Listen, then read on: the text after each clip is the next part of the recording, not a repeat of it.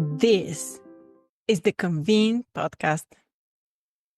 I just want to note that this episode discusses extreme weather events and was recorded just days before the devastating floods in Texas and those in North Carolina. The conversation is a reminder of the urgent need for preparedness and resilience in the face of climate change. Welcome to another episode of the Convene Talk. Barbara, what have you picked for today's recording? Well, I wanted to talk about a report that has just been published in the International Journal of Disaster Risk Reduction. And it's based on a study that we wrote about last year that was conducted by Shauna McKinley. And Shauna is a principal. She's based in Vancouver. She's a principal at Clear Current Consulting. And she's a longtime expert in sustainability. She consults with TED on their sustainability plans, their strategies, but she also teaches a class about sustainable event management operations at the British Columbia Institute of Technology. And that is where this study originated. Her students were just asking questions about climate change and how it was going to impact events. And she said, she really didn't have any data on that, or just in an attempt to answer those questions, she just started building her own database about extreme weather events and what the impact was on events. And I think it was 2023, she just began a systematic deep dive into what happened in Canada, and it happened to be the worst wildfire year in history for Canada.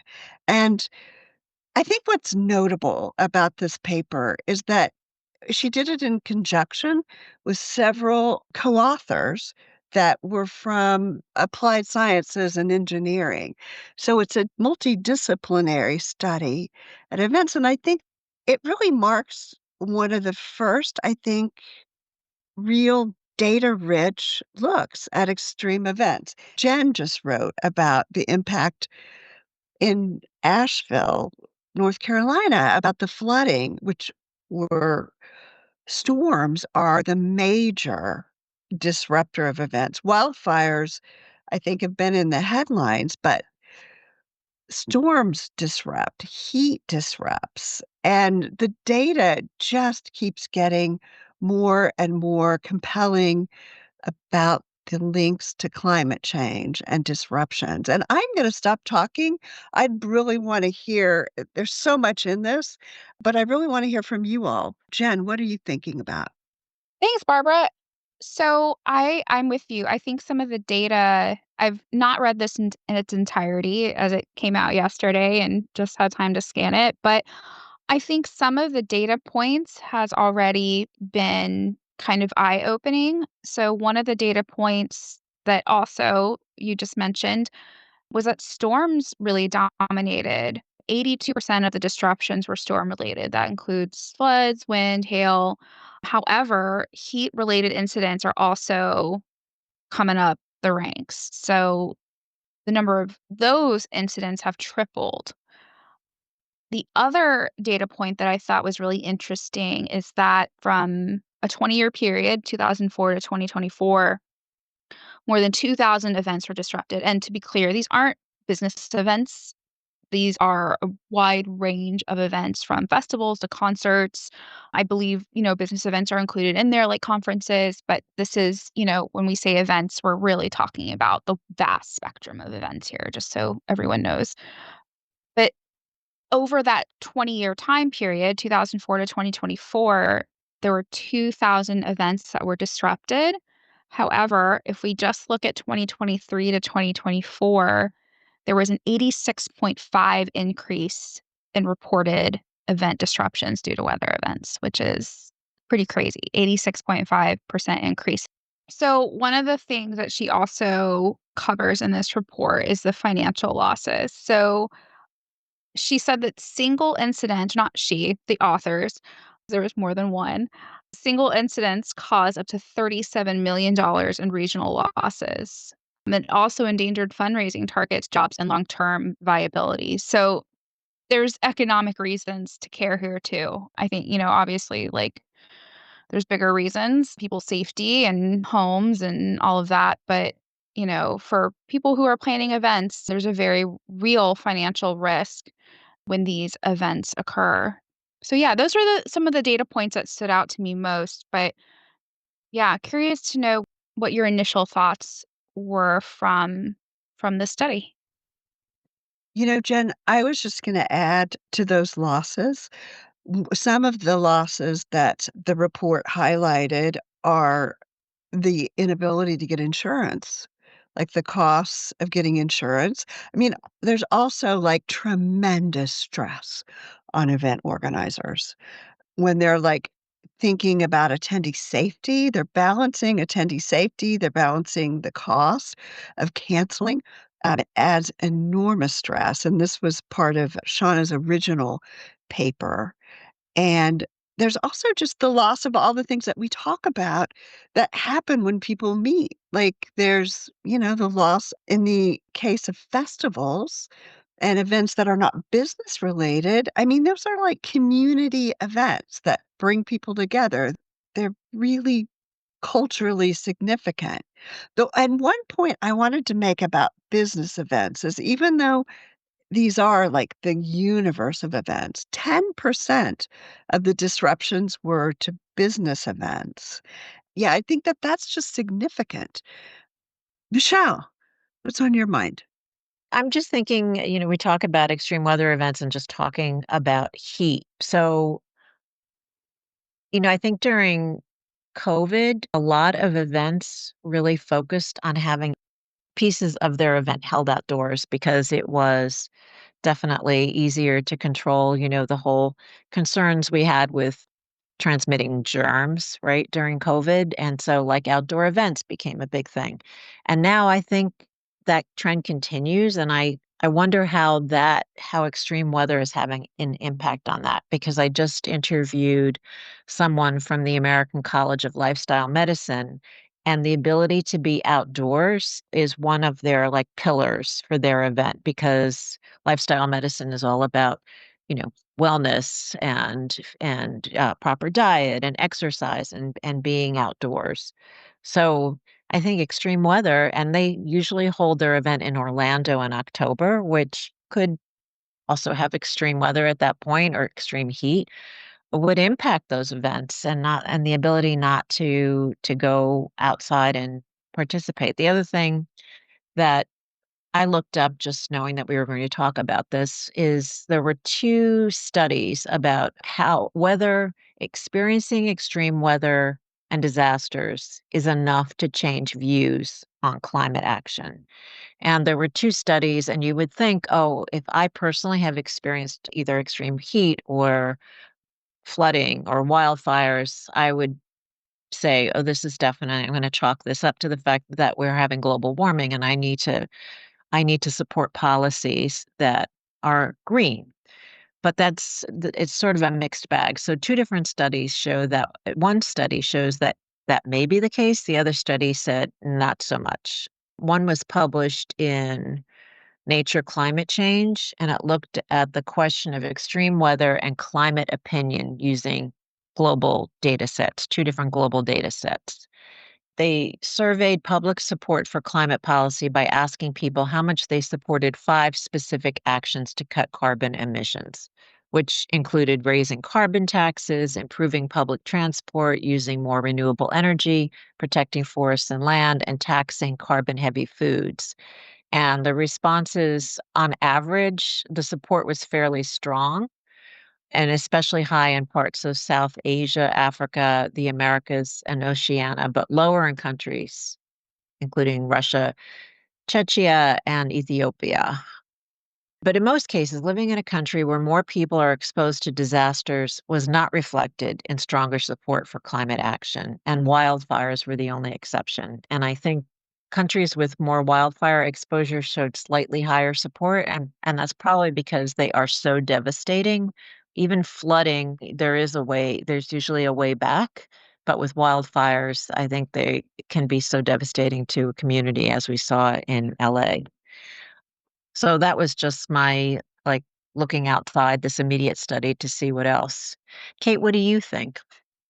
So, similar to your thinking, I see that this report focuses a lot on outdoor events because it's so clear to see cause and effect. But something that's missing is how extreme weather may prevent individual attendees or speakers or groups of people from coming to the event at the last minute. And that we don't even really have a reliable way to measure that right now, but that it's another critical issue that planners have to think about that isn't currently part of the discussion, and how extreme weather disrupting transport has like a knock-on effect throughout the event planning process. That's an excellent point, Kate. I think that is a great point. One of the things that just the discussion of attitudes made me think is that I would love to see that research done with event planners, not just the general population. And I think the opportunity here is for event planners to, be leaders. I feel like when you go to an event, it might not be immediately clear to you the sustainability measures that are operating in the background.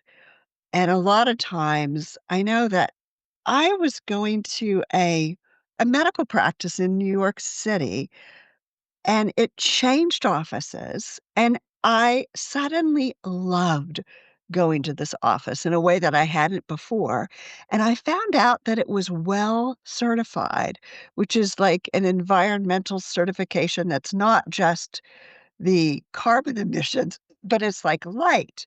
Is there, do people have access to natural light? Are there plants? Is there water in the corner? And I feel like people might not know the benefits and the costs because they're not directly exposed to them in the way that event planners would be. So I'm excited that there's so much more research being done on this topic in the conjunction with other disciplines. I think that the ILA study mentioned extreme weather as well, and it talked about how Europe, for example, the EU is really tightening the measures that events have to follow. So I think that there's some reason to hope that public opinion will follow sustainability leadership. And also just economic pain. I mean, event planners might feel the economic pain before their attendees do, but everybody, I think, is going to feel pain from climate change. Maggie. Yeah, for sure, we are all feeling the pain one way or another, especially as we're recording.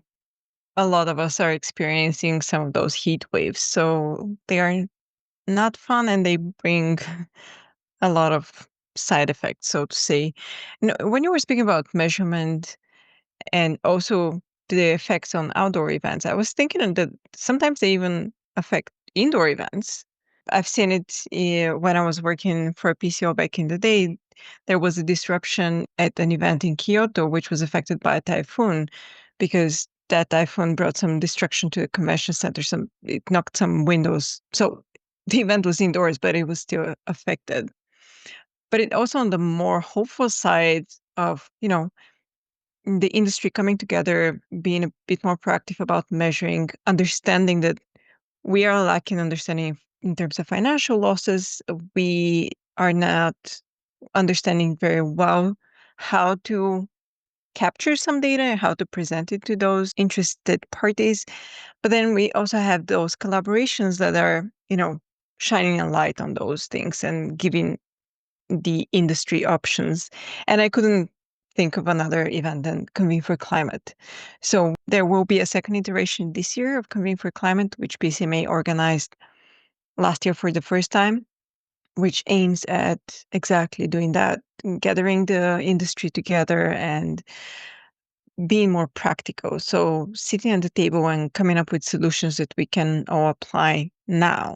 We're past that time frame of just speaking about what potentially we should do.